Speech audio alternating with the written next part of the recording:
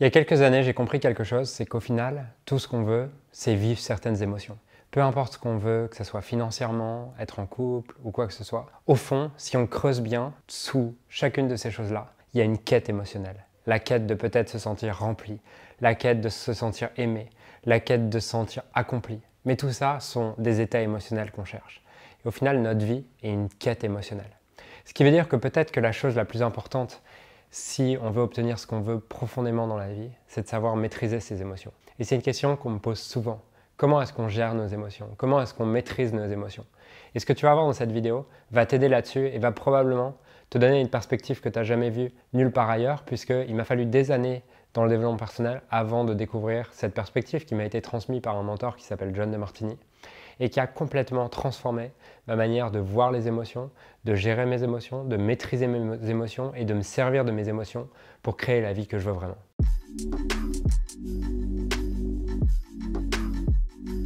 Je m'appelle Julien Musier, je suis entrepreneur et coach et ces dernières années, j'ai accompagné plusieurs milliers de personnes, effectué plus de 5000 sessions de coaching individuel. En tant qu'entrepreneur, j'ai généré plus de 10 millions d'euros sur Internet grâce à mes activités. J'ai eu la chance de voyager partout dans le monde et surtout, il y a 7 ans, j'étais complètement perdu dans ma vie et je t'explique à travers ces vidéos comment j'ai transformé ma vie et comment tu peux faire de même.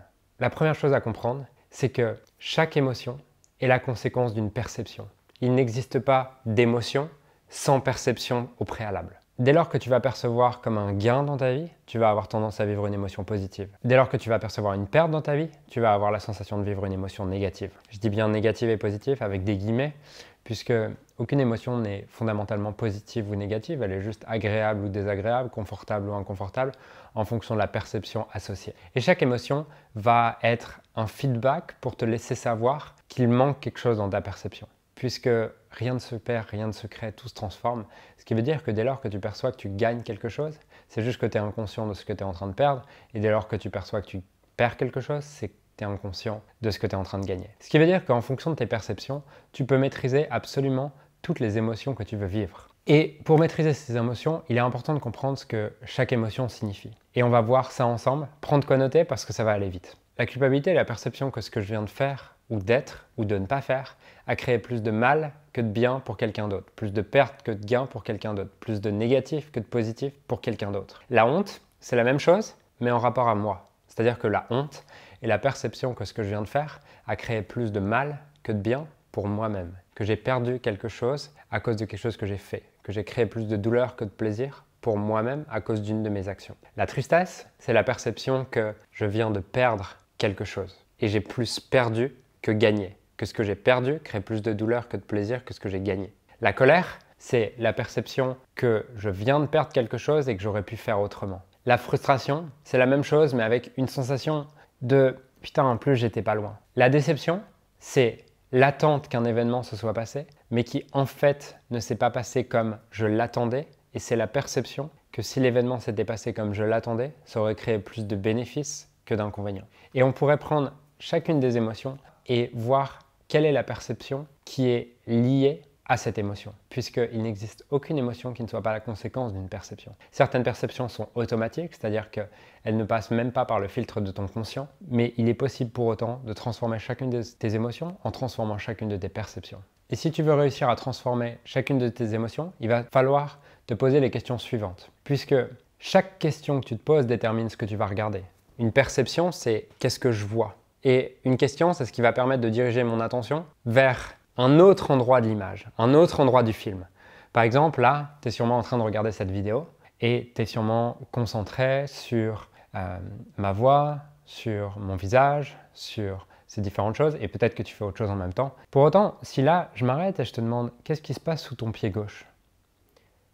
Même si la question te paraît débile, tu as tout de même été chercher l'information. Ce qui veut dire qu'à travers une simple question, j'ai dirigé ton attention à un autre endroit, à l'endroit de ton pied gauche. Si une émotion correspond toujours à une perception incomplète, ça veut dire qu'en se posant une bonne question, une question de qualité, on peut arriver à découvrir ce qu'on ne perçoit pas et ce qui détermine notre émotion. Donc, si on veut se libérer de la culpabilité, il s'agit de se poser la question de quels sont les bénéfices de ce que j'ai fait ou pas fait sur lequel je m'en veux. Si on veut se libérer de la honte, il s'agit de se poser la question de quels sont les bénéfices pour moi de ce que j'ai fait, alors que la culpabilité, c'est quels sont les bénéfices pour l'autre de ce que j'ai fait ou pas fait. Si j'ai de la tristesse, comment gérer la tristesse? Tout simplement en me demandant qu'est-ce que le changement qui vient d'arriver dans ma vie m'apporte comme bénéfice. Si j'arrive à voir les bénéfices de ce que je perçois avoir perdu et en quoi est-ce que ce que je perçois avoir perdu vient m'aider dans ma vie, vient me donner des bénéfices, automatiquement la tristesse va se transformer en gratitude pour ce qui est. Si j'ai de la colère et que je me demande, ok, en quoi est-ce que ce que l'autre a fait ou ce que je viens de faire pour lequel je m'en veux, en quoi c'était en fait un bénéfice pour moi et pour les autres, automatiquement ma colère va également se transformer en gratitude. Puisque à partir du moment où j'ai une perception différente, je vais avoir une émotion différente. Si j'ai de la déception, alors il est sage de se demander quels auraient été les inconvénients que le scénario que je projetais se déroule comme je pensais qu'il devait se dérouler. Et si j'arrive à voir les inconvénients de ça et les bénéfices de comment ça s'est déroulé, automatiquement ma déception se transforme en gratitude. Maîtriser ses émotions, c'est rien d'autre que maîtriser ses perceptions. Et maîtriser ses perceptions n'est possible qu'en se posant des questions qui viennent équilibrer l'esprit. Puisque chaque émotion est la conséquence d'une perception polarisée, de voir uniquement le positif ou de voir uniquement le négatif. Au plus je vois le positif ou au plus je vois le négatif, au plus je vais avoir une émotion qui est polarisée, conséquence d'une perception incomplète. Je vois qu'une phase de l'équation. Et donc, mon rôle pour me libérer de ces émotions et pour vivre dans un état de présence, d'amour, de gratitude, de certitude, c'est d'arriver à travers les questions que je me pose, à voir l'entièreté de la situation et venir équilibrer mes perceptions. Chaque question qui vient équilibrer mes perceptions, c'est-à-dire au moment où je suis euphorique, qui vient m'aider à voir quels sont les inconvénients de ce que je suis en train de vivre, et au moment où je suis déprimé, quels sont les bénéfices de ce que je suis en train de vivre. Chaque question qui vient ramener au centre aide à se libérer de ces émotions pour accéder à des états plus élevés. Puisque, comparé à ce qu'on croit, la plupart des gens pensent qu'avoir de la gratitude pour la vie, c'est être excité et se dire que tout est positif. Non.